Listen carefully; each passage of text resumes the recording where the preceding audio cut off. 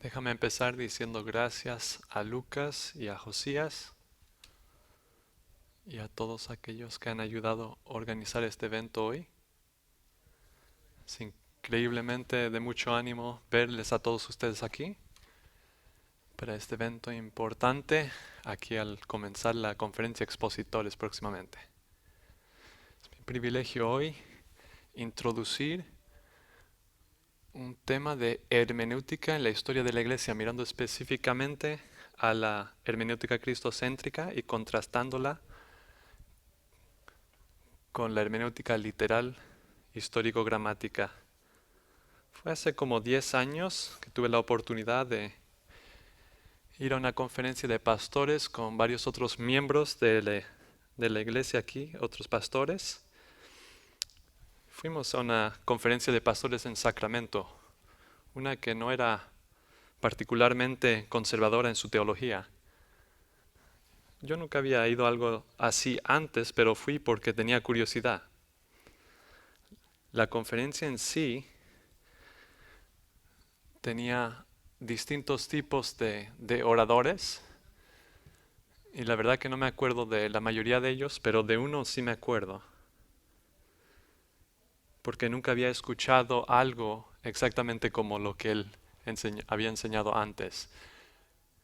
Este conferencista nos dijo que fuéramos en nuestras Biblias a Segunda de Reyes, capítulo 6, versículos del 1 al 7,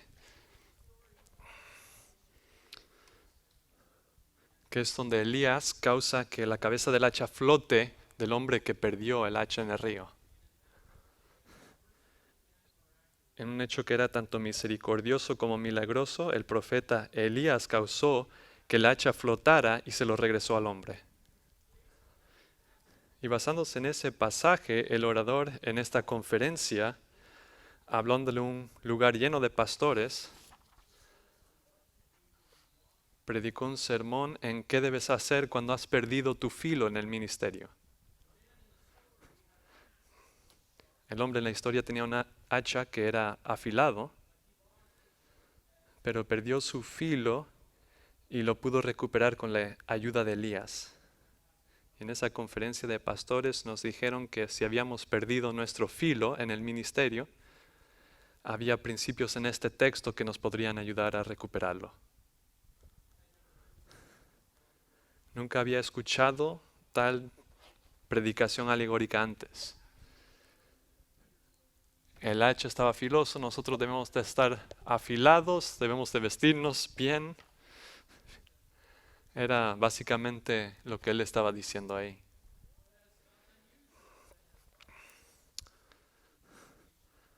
Pero aunque eso me sonaba inusual, te sorprendería encontrar que el acercamiento alegórico a este pasaje tiene precedente histórico.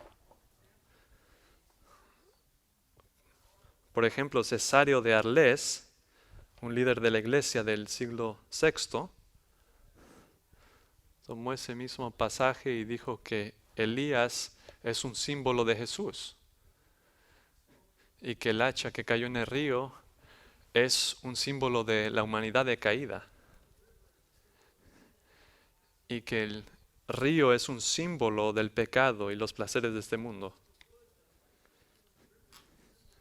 y que la madera que Elías tiró al agua es un símbolo de la cruz y que tirando la cruz en el río del mundo, por así decirlo, Jesús recuperó la humanidad caída. Pero Cesario no estaba solo en esa interpretación. Otros como Justín Martín, Tertulio, Efrén de Siria, veían ese relato de una forma similar. Y la teología que sacan de ese texto es teología ortodoxa. Es cierto que Adán se rebeló y que la humanidad cayó en pecado. Y que Jesucristo a través de la cruz recuperó a la humanidad de los fondos de su depravidad. Así que la teología no es inherentemente mala, pero desde luego es mala hermenéutica. porque eso no es para nada el sentido de ese pasaje. Sin embargo, este tipo de alegoría fue justificado en la iglesia primitiva. Y fue justificado primordialmente en buscar a Cristo, en apuntar a Cristo. Algunos de los padres de la iglesia y teólogos medievales creían que era necesario encontrar a Cristo en cada texto del Antiguo Testamento, y esta presuposición hermenéutica les llevó a interpretaciones muy creativas, las cuales eran de mucha imaginación, pero se justificaban mientras eran sobre Cristo. Este es el punto. Buenos motivos no justifican mala práctica. Conclusiones sanas no pueden dar razón de una práctica mala. El fin no justifica los medios. Así que esta tarde quiero pasar un poco de tiempo considerando la historia de la hermenéutica alegórica, que primordialmente fue justificada porque era cristocéntrica. Y entonces lo contrastaremos con una historia de una hermenéutica literal, antes de ver algunas conclusiones de nuestro estudio. Empezaremos con una historia breve de la hermenéutica alegórica en la historia de la Iglesia. La hermenéutica alegórica es un método en que el entendimiento claro del texto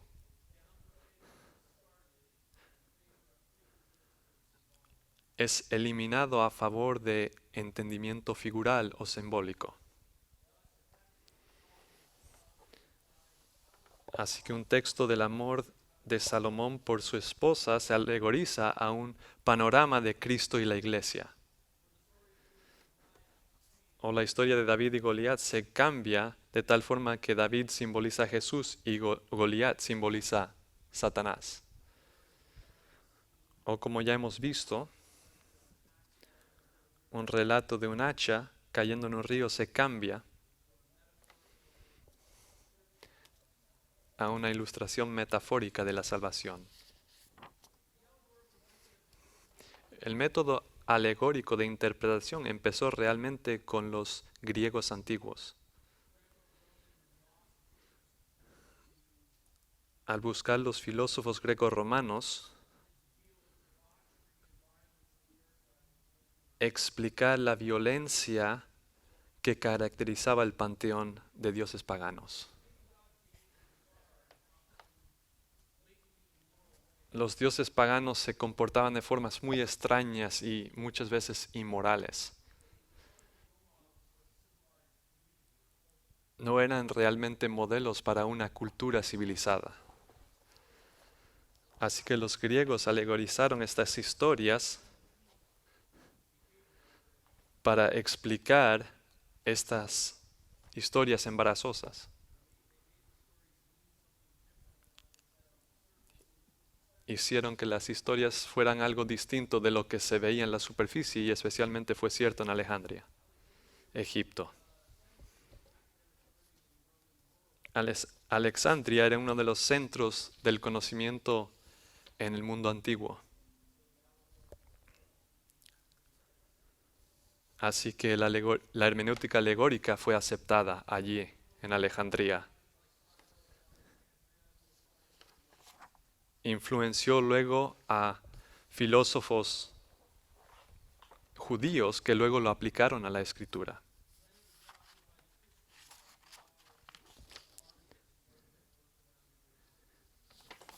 Y luego los cristianos lo adaptaron y lo aceptaron, tales como Bernabé de Alejandría, que lo escribió en el año 130 antes de Cristo. Especialmente se ve esto en los escritos de Clemente de Alejandría.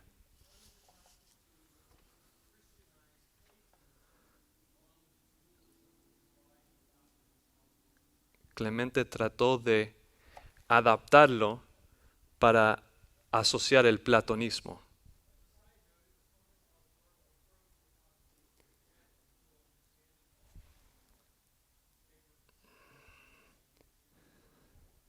Y como nota, fue Clemente que usó el acercamiento alegórico para rechazar un entendimiento literal del reino milenial a favor de un milenio espiritual. Un estudiante de Clemente fue Orígenes de Alejandría y llevó las opiniones de su maestro aún más allá y es considerado el padre de la hermenéutica alegórica. Origen veía 3 niveles de entendimiento en cada texto, identificándoles con el cuerpo, el alma y el espíritu.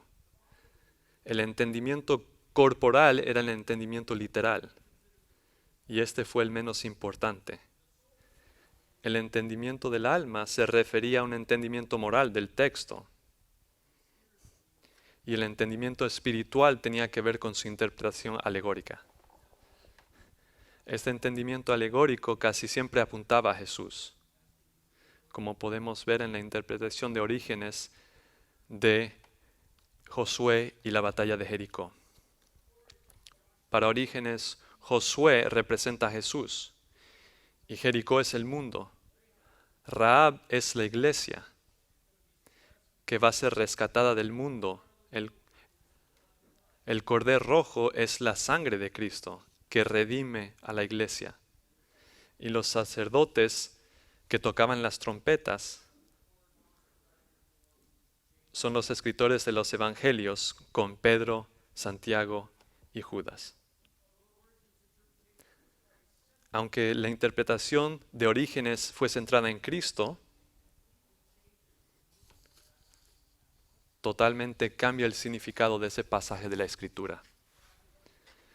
De hecho, fue esta motivación cristocéntrica que propulsó el acercamiento alegórico de Orígenes. Orígenes estaba convencido que sus interpretaciones simbólicas fueron legítimas mientras apuntaban a Jesús. Algunos catedráticos contemporáneos evangélicos creen que las alegorías de Orígenes fueron algo bueno, pero yo sugiero que no, porque abre la puerta a un subjetivismo total. Ahora otra vez, Orígenes justificó esto por afirmar que mientras sus interpretaciones llevaban a Cristo, no podían ser criticadas. Orígenes a lo mejor tenía buenos motivos, pero no justifican su metodología incorrecta. Y el punto que estamos mostrando aquí es la conexión entre este acercamiento alegórico y la justificación cristocéntrica. Pero como ya hemos dicho, el fin no justifica los medios. Este tipo de alegorizar no paró con Orígenes. Continuaría a caracterizar la escuela alejandrina de hermenéuticas, incluyendo héroes de la fe de esos tiempos como Ambrosio y Agustín. La historia de la conversión de Agustín es uno de los testimonios personales más convincentes que vemos en la historia de la Iglesia.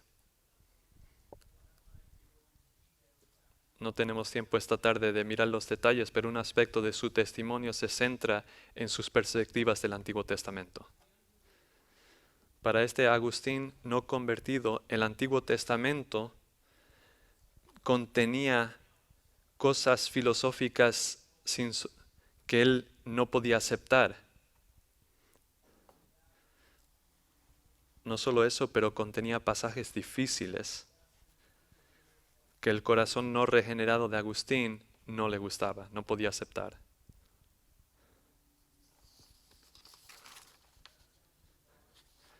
Esa piedra de tropiezo se quitó en la mente de Agustín cuando descubrió la hermenéutica alegórica, la cual escuchó en la predicación de Ambrosio. Para Agustín de pronto los pasajes difíciles desaparecieron, porque en vez de tratar con los desafíos del texto, podría simplemente alegorizarlos y quitarlos. Luego Agustín usó alegoría para defender al cristianismo de los ataques de los escépticos que podrían usar pasajes difíciles del Antiguo Testamento para socavar la fe cristiana.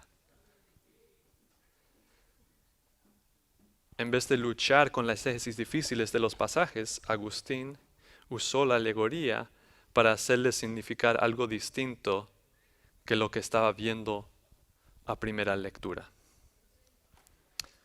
Al mismo tiempo, en defensa de Agustín, reconoció que tenía que haber parámetros en las innovaciones imaginarias de los intérpretes.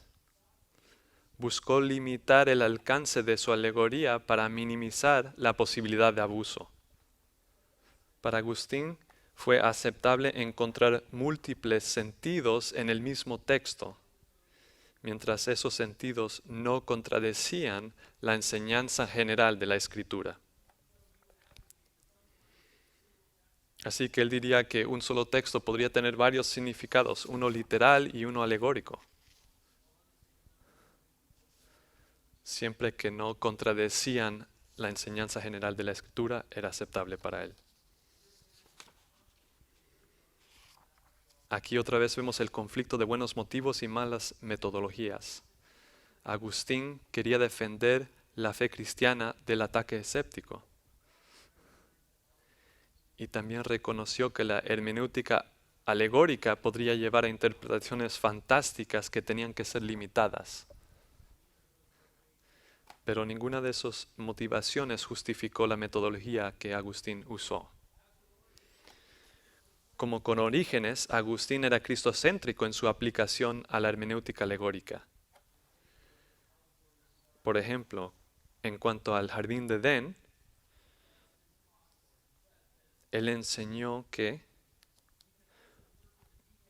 y cito, podemos interpretar los detalles del paraíso con referencia a la iglesia.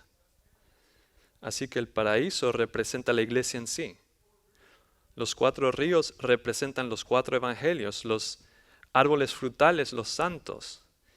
Y la fruta representa su fruto, sus éxitos. El árbol de vida representa el lugar santísimo. Y tiene que referirse a Cristo mismo. Luego dice que el libro del conocimiento del bien y del mal simboliza la decisión personal de cada persona de escoger.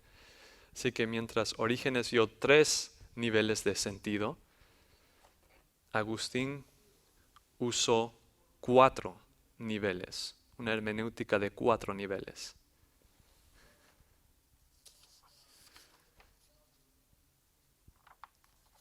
Así que él habla de 4 niveles de entendimiento en cada texto. Uno de los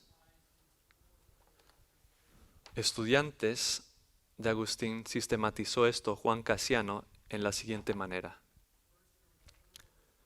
Primero el significado literal histórico, luego el significado alegórico, luego el sentido tropológico o moral y también el anagógico o sentido escatológico o místico. En explicando estos 4 niveles de sentido, Juan Cassiano usó la ciudad de Jerusalén como un ejemplo. Nivel 1, literalmente, Jerusalén, la ciudad actual en Israel. Alegóricamente, Jerusalén representaba la iglesia. Tercer lugar, moralmente, Jerusalén representaba el alma humano. Y escatológicamente, en cuarto lugar, Jerusalén apuntaba a el lugar donde habita Dios. Usando esta hermenéutica de 4 niveles, una hermenéutica alegórica dominó la Edad Media. A menudo esta hermenéutica se caracterizaba y fue justificada por un enfoque cristocéntrico. En la Edad Media, uno de los ejemplos más buenos de esto fue un líder de la iglesia del 12º siglo que se llamaba Bernardo de Claraval.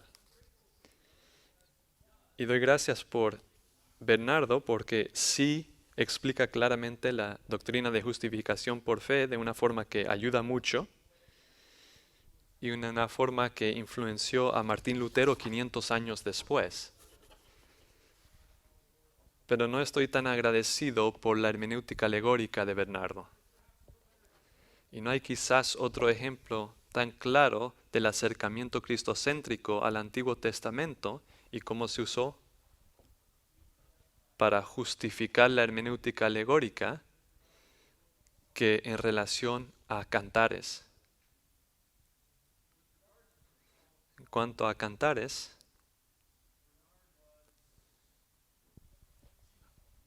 Bernardo fue como el jefe de los alegoristas. Aquí hay un ejemplo de su comentario sobre Cantares. Bernardo dice, ¿qué significa ella al decir yo soy hermosa como las cortinas de Salomón? Creo que aquí tenemos un misterio grande y maravilloso. Pero visto que aplicamos las palabras no al Salomón de esta canción, pero el que se lo dijo a sí mismo, aquí hay mayor que Salomón. Basándose en esa premisa, Bernardo continúa aplicando las imágenes de Cantares no a Salomón, sino a Jesús. Y no a la esposa de Salomón, sino a la iglesia.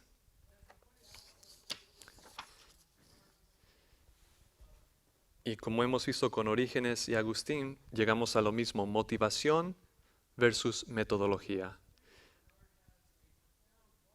Mientras está claro que Bernardo tenía un profundo amor para el amor Jesucristo y que explica eso elocuentemente en estos sermones, esa motivación cristocéntrica no justifica, no valida sus imaginaciones alegóricas.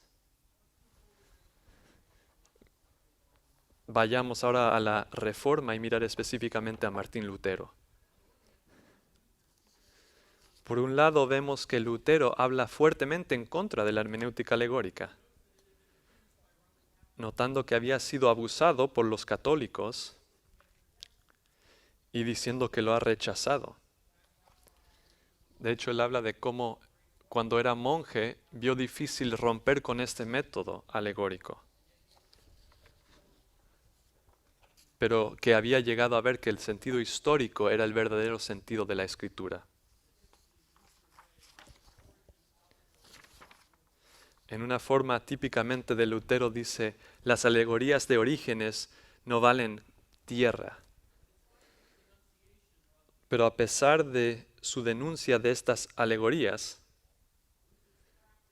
la práctica de Lutero muestra que todavía se aferraba a esto a cierto nivel. Era inconsistente en su aplicación de la hermenéutica literal. En interpretar los libros de la Biblia, Lutero miraba al Antiguo Testamento y buscaba una hermenéutica cristocéntrica que sí había un sentido histórico, pero que en otro sentido era profético, un sentido profético. El lado histórico de Lutero era el sentido literal, pero el lado profético mostraba que él quería ver cada texto últimamente apuntando a Jesús. En otras palabras, el intérprete debe de ponerse en los zapatos de la audiencia del primer siglo, pero también ver la venida del Mesías como lo que está detrás de cada texto. Mientras el acercamiento de Lutero suena muy noble, en práctica deja la puerta abierta para el acercamiento alegórico. Y aun a pesar de que eso fuera más limitado en Lutero que en los otros que hemos visto. Por ejemplo, Lutero alegorizó cosas como el relato del Éxodo, la historia de Jonás y el libro de Zacarías. Como dice un catedrático sobre Lutero, a pesar de sus advertencias contra la interpretación alegórica, Lutero continúa usando este método arbitrario de interpretación. Y aunque Lutero denunció el método alegórico del tiempo medieval y buscó buscar distancia entre ello, como intérpretes como Orígenes, él también era dado a caer en la misma trampa a la cual nos advierte. Y esto fue primeramente otra vez por su motivación cristocéntrica, queriendo buscar a Jesús en cada texto. Se vio obligado a alegorizar en ciertos pasajes. Hasta ahora hemos considerado a Orígenes, Agustín, Bernardo y Lutero. Y aunque no todos estarían de acuerdo en los específicos de su acercamiento hermenéutico, todos participaban de interpretación alegórica del Antiguo Testamento. Y generalmente justificaban esto con amarrar sus interpretaciones imaginarias con la persona de Cristo. En este punto podríamos preguntarnos si había gente en la historia de la Iglesia que demostraron un compromiso a una hermenéutica más literal, más basada en el texto. Y la respuesta es sí. En el cuarto siglo conocemos a un hombre que se llamaba Diodoro de Tarso, que fue instrumental en fundar la escuela de Antioquía, la cual veía el acercamiento bíblico a la interpretación como tal, mientras todavía reconocía el lenguaje metafórico y los tipos. Para aquellos asociados con la escuela de Antioquía, el significado de la escritura no podía ser desconectado del sentido literal, histórico y gramático y el contexto. Diodoro, por ejemplo, insistía que el sentido ético derivado del texto tiene que estar amarrado con el entendimiento histórico y literal. Dice de aquellos que quieren sobrepasar el sentido literal, que ellos son innovadores de opinión alta de sí mismos. Los estudiantes de Diodoro, tales como Teodoro de Mopsuestia, específicamente rechazaban el método alegórico de Orígenes. Por ejemplo, Teodoro limitaba los pasajes cristocéntricos en el Antiguo Testamento solo a profecías mesiánicas y tipos mesiánicos. Y cuando llegó a tipos mesiánicos, los limitaba a solo aquellos que estaban en el Nuevo Testamento. También el predicador famoso del cuarto siglo, Juan Crisóstomo, fue asociado cercanamente con la escuela de Antioquía. Crisóstomo daba validez también a un acercamiento literal de interpretar la Biblia. Así que rechazó la escuela hermenéutica alegórica de Alejandría. Él dijo esto: la práctica de importar a las escrituras santas ideas de la imaginación de uno en vez de aceptar lo que está escrito en el texto, en mi opinión, lleva un gran peligro para aquellos que van a seguirlo. Como Teodoro de Mopsuestia, Crisóstomo veía el Antiguo Testamento como apuntar a Cristo en términos de profecía y de tipos. Y hasta en el uso de tipología, Crisóstomo se distanciaba del método alegórico de Alejandría. Consecuentemente, Crisóstomo puede decir del proceso hermenéutico: debemos de abrir el pasaje primeramente dándole una interpretación clara a las palabras. ¿Qué significa entonces el dicho? Las palabras. No debemos mirar a las palabras nada más, pero también el sentido y entender la meta del escritor y la causa y la ocasión, y así poniendo todas las cosas juntas, entender el sentido escondido. En otras palabras, si el sentido del texto no es inmediatamente obvio, el intérprete debe encontrar ese sentido estudiando las palabras, el sentido, la intención del autor y el contexto histórico del pasaje. Crisóstomo reconoció bien que este tipo de acercamiento histórico está en el corazón de la exégesis sana y provee la estructura que debe gobernar nuestra hermenéutica hoy. Más de 1000 años después de Crisóstomo, el reformador de Ginebra, Juan Calvino, miró al predicador Crisóstomo con mucho respeto. Calvino dice de Crisóstomo: el mérito sobrenatural del autor Crisóstomo es su suprema preocupación no alejarse en ningún grado del sentido simple de la escritura y de no darse libertades de cambiar el entendimiento literal de las palabras. De todos los intérpretes antiguos de la escritura, Crisóstomo era el favorito de Calvino. Aunque él prestaba la soteriología de Agustín, Calvino prefería las hermenéuticas de Crisóstomo. En sus comentarios, Calvino consistentemente cita a Crisóstomo más que a Agustín. La única excepción es en su comentario de Romanos. Como Martín Lutero, Calvino renunciaba la hermenéutica alegórica. Él escribió: debemos enteramente rechazar las alegorías de Orígenes y otros como él, las cuales Satanás con sutileza ha tratado de meter en la iglesia con el propósito de rendir a la doctrina de las Escrituras como ambigua y destituta de certeza. En otro lugar dice: el error de la alegoría es una fuente de muchas maldades. No solo abrió el camino de la adulteración del significado natural de la Escritura, pero también da valentía, coraje en alegorizar como una virtud exegética más alta. En otros lugares, Juan Calvino dice esto, en otro lugar: sepamos que el verdadero significado de la Escritura es el sentido genuino y el más sencillo, y abracemos y aferrémonos a esto. Debamos de poner a un lado como corrupciones esas exposiciones ficticias que nos alejan del sentido literal. A distinción de Lutero, quien propagaba una forma de la hermenéutica cristocéntrica, Calvino se enfocaba primariamente en los propósitos soberanos de Dios.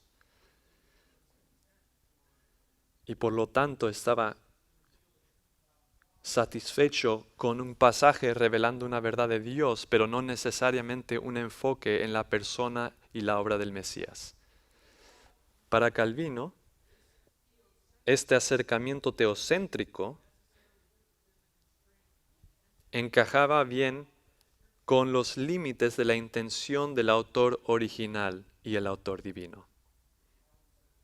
Calvino lo dijo así: ya que es casi el único trabajo del intérprete desarrollar o ver la mente del escritor a quien está exponiendo, erra o sale de sus límites por la distancia en la cual aleja a sus lectores del sentido original del autor. Así que Calvino buscaba la intención del autor en el contexto histórico a la audiencia original, mientras también reconocía herramientas literarias, y mientras que Calvino no siempre fue consistente en su aplicación de una aplicación literal,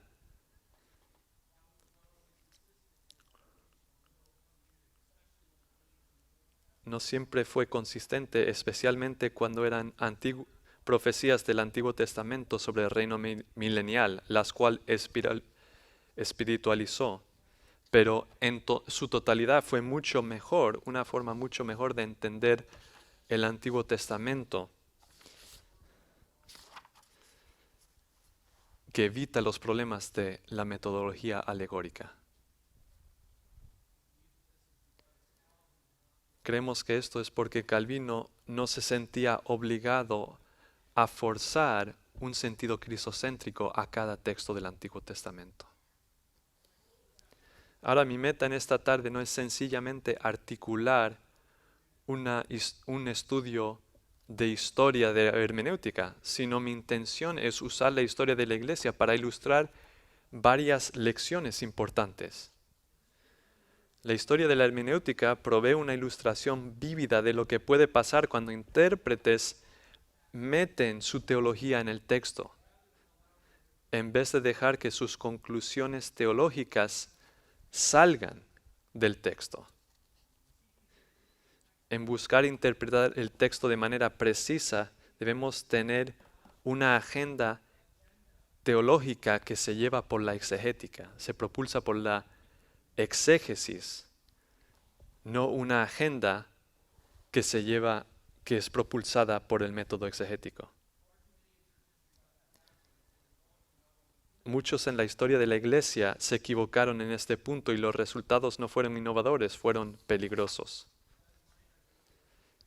Con eso en mente, creo que la historia que hemos considerado en esta sesión nos enseña 3 lecciones importantes.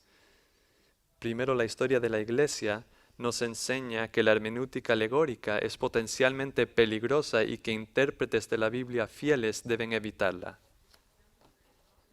Esto se demuestra no solo mirando a los errores que fueron introducidos a la Iglesia por el método alegórico, pero también mirando hacia atrás a las advertencias correctas de tanto Lutero como Calvino, quien entendían, como dijo Calvino, que el error de la alegoría ha sido la fuente de muchas maldades. Si deseamos ser trabajadores aprobados que no tienen vergüenza porque correctamente dividimos la palabra de verdad, el acercamiento alegórico es uno que con cuidado debemos evitar. En segundo lugar, la historia de la Iglesia nos enseña que buenos motivos no justifican métodos malos.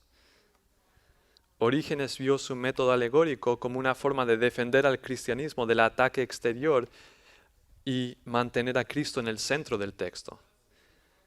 Agustín y Bernardo fueron motivados por preocupaciones similares, cristocéntricas. Y ser cristocéntrico, querer predicar a Cristo y verle honrado y ver que su verdad sea defendida, todo esto son motivaciones nobles, pero aún así no justifican el método alegórico, que a varios grados caracteriza el acercamiento cristocéntrico de estos hombres. En tercer lugar, la historia de la Iglesia nos ilustra una conexión entre un acercamiento cristocéntrico sin límites al Antiguo Testamento y una posibilidad de entrar en hermenéutica alegórica. Este enlace se ve claramente en aquellos como Origen, Agustín y Bernardo, que no se excusaban en su búsqueda de usar el método alegórico para los textos del Antiguo Testamento. Pero este enlace también se puede ver en reformadores como Martín Lutero, que abiertamente reconocían los peligros del método alegórico. Como ya hemos notado, aunque Lutero rechazó el acercamiento alegórico, todavía usaba ese mismo acercamiento cuando veía necesario mantener un enfoque cristocéntrico en un texto.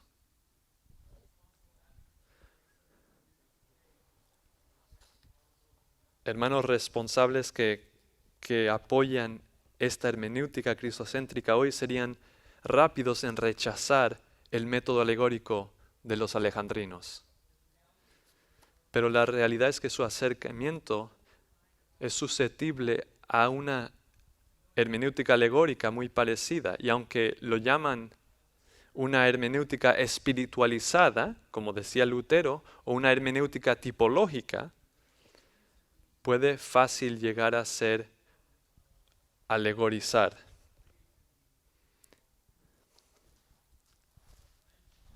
Estoy convencido que es mejor acercarse al Antiguo Testamento en una forma teocéntrica, como Calvino hizo, donde nos hacemos la pregunta, ¿qué nos enseña este texto del carácter de Dios, su obra y su voluntad? Y en segundo lugar podemos hacernos la pregunta, ¿cómo esa verdad del Antiguo Testamento, de quién es Dios y lo que espera de su pueblo en esa dispensación, cómo se relaciona eso a los creyentes del Nuevo Testamento? También debería añadir, de forma de aplicación, creo que es adecuado que los sermones de cualquier pasaje apunten a Cristo. Pero eso tiene que ver con la homilética. Cuando llega a ser de la exégesis, intérpretes se extravían cuando cambian el sentido normal de un texto y tratan de buscar a Jesús en cada pasaje. Y viendo todo esto, creo que la historia de la Iglesia nos da buena razón para reconocer los peligros y los problemas inherentes en cualquier forma de interpretación que pueda causarnos imponer al texto algo que no puede ser apoyado del mismo texto. Las palabras de 2 de Timoteo 2:15 nos dejan con un recordatorio muy a tiempo en esto.